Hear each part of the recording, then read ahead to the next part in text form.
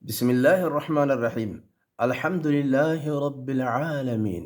الصلاة والسلام على رسول الله وعلى آله وأصحابه أجمعين. الدروس المهمة لعامة الأمة.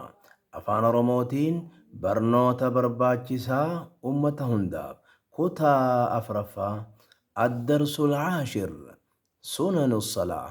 هردفتو تخينيا برنوت خينيا kan barnoota barbaachisaa jenne kana sagantaa teenya kutaa afuraffaadhaa asirraa jalqabneetitti fufna.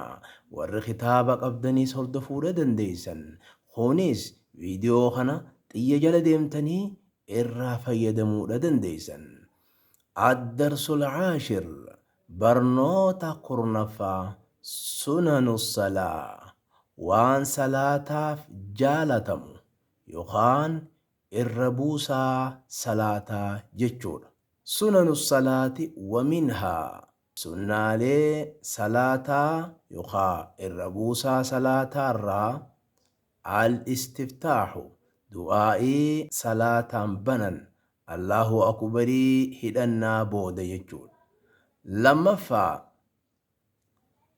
yeroo dhaabbatan shanacha harka mirgaa kan bitaarra kaayanii qoma gubbaa kaayuudha.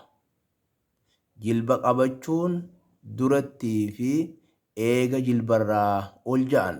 Sadaffaa harka lamaan ol fuudhuudha.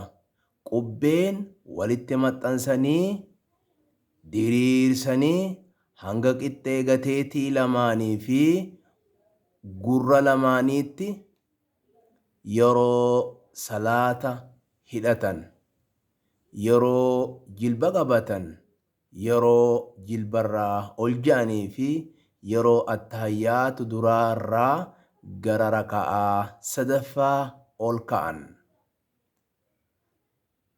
Sunnaalee salaataarraa yookaan irra buusaa salaataarraa afraffaan subhaana rabbiyal caziimii fi subhaana rabbiyal aclaa yeroo tokko jechuurraa kan ida'ame sujuudaa fi raka'aa keeysatti. Shanaffaan eega jilba qabannaarraa ol ja'anii waan rabbanaa walakal hamduu irratti ida'amuuf fi waan sujuuda lamaan jidduutti araarama kadhatamu keeysatti ida'ame jechuudha. Jahaffaan yeroo jilba qabatan mataa qixxee dugdaatti godhuudha jechuun ol qabuu dhabuu fi gadi buusuu dhabuudha. Torbaffaan sujuuda keeysatti irree lamaan cinaacha lamaan irraa garaa gudeedarraa gudeeda yookaan tafa sarbaarraa fageeysuudha jedha. Saddeetaffaan sujuuda keeysatti dhuundhummee yookaan ciqilee lamaan dachiirraa ol fuudhuudha jechitti maxxansuu miti. Saglaffaan teeysuma attahiyyaatu duraatii fi sujuuda lamaan jidduutti namtichi salaatu miila isaa kan bitaa afatee kan mirgaa dhaabuudha. Kurnaffaan attahiyyaatu yookaan tashahuda boodaa keeysatti taa'aa irratti taa'anii miila bitaa kan mirgaa jala godhanii miila mirgaa ol dhaabuudha. 11ffaa kunoo xiyya kana laali.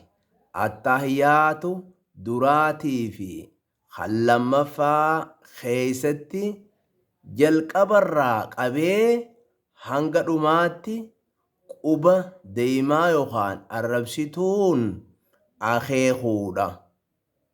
Gara fuulduraa bakka kadhannaatti ammoo sossoosuudha. 12ffaa attahiyyaatu duraa keeysatti nagayaa fi barakaa ergamaa rabbii nabi Muhammad nagayaa fi tolli isarratti haa jiraatu aanaa nabi Muhammad nabi Ibraahimii fi aanaa nabi Ibraahim irratti buusuudha yookaan isaaniif kadhatuudha jechuudha. 13ffaan attahiyyaata boodaa keessatti rabbi kadhatuudha. Sunnaalee yookaan irra buusaa salaataarraa 14ffaan salaata subii yookaan barii, salaata iida lamaanii, salaata istisqaa, salaata magriibaa fi ishaa'ii rakaa lamaan duraa keessatti sagalee ol fuudhanii qara'uudha. 15ffaan salaata zuhurii, asrii, raka'aa sadaffaa tan magriibaatii fi raka'aa lamaan boodaa tan ishaa'ii keessatti sagalee gadi qabanii hasaasanii qara'uudha. 16ffaa suuraa faatihaa irratti suuraa biraa ida'anii qara'uudha. Eega jilba qabannaarraa ol godhatee booda waan hafe kan dhufe hunda sunana salaataarraa eeggatuu wajjiin dubbisuudha. Waan dubbanne malee kan jiru sanirra wanni ida'ame jecha namticha salaatuu rabbanaa walakal hamdu kan jiru waan imaamtichi dalagu namtichi imaamatti hidhatuu fi kan kophaa salaatu dalagu keessatti wanni ida'amu sunnaadha. Ammaas sanumarraa tahee ni jira yeroo jilba qabatan shanacha lamaan qubbeen isaa adda babaasanii jilbarra haayuun jechuudha. Addarsul 11 barnoota 11ffaa mubxilaatu salaat waan salaata balleessu san wajjiin laalla jechuudha. Gaafii wanni salaata balleessu meeqa? Wanni salaata namarraa balleessu meeqaasin jedha. Deebisaa xiyyuma kana jala deema. Wanni salaata balleessu 8. Tokkoffaa beekaa dagatuu maletti salaata keessatti dubbachuu yookaan haasa'uudha. Ammoo irraanfataa fi wallaalaan salaanni hin baduu siin jedha. Lammaffaa wanni salaata namarraa balleessu qofluudha. Sadaffaa ammaasiis nyaachuudha gaaboo. Salaata hogguu salaattu yoo nyaatte salaanni keeni bade jechuu ati rabbiin haasa'u jirta hogguu sanii. Afraffaa wanni salaata balleessu dhugaatii.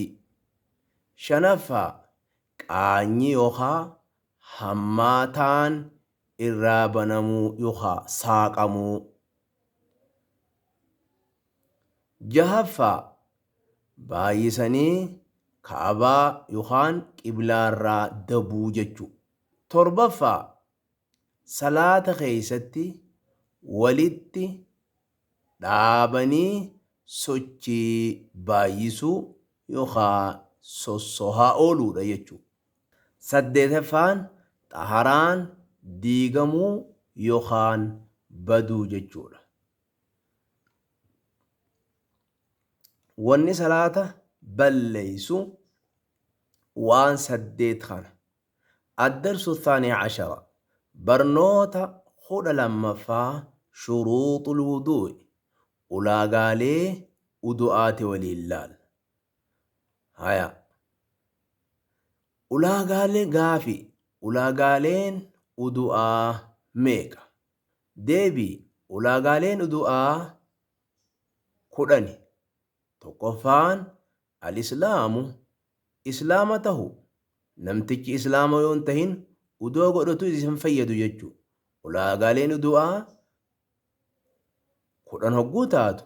Tokkoffaan islaama tahuu, lammaffaan aqlii qabaachuu, sadaffaan waa gargar baafachuudha.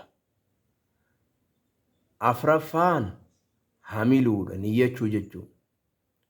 Shanaffaan niyyaa kutuu dhabuudha hamma xahaaraa fixattutti yookaan xaharaa geeffattutti jechuudha. Jahaffaan wanni wudu'a dirqama namarratti godhu namarraa cituudha.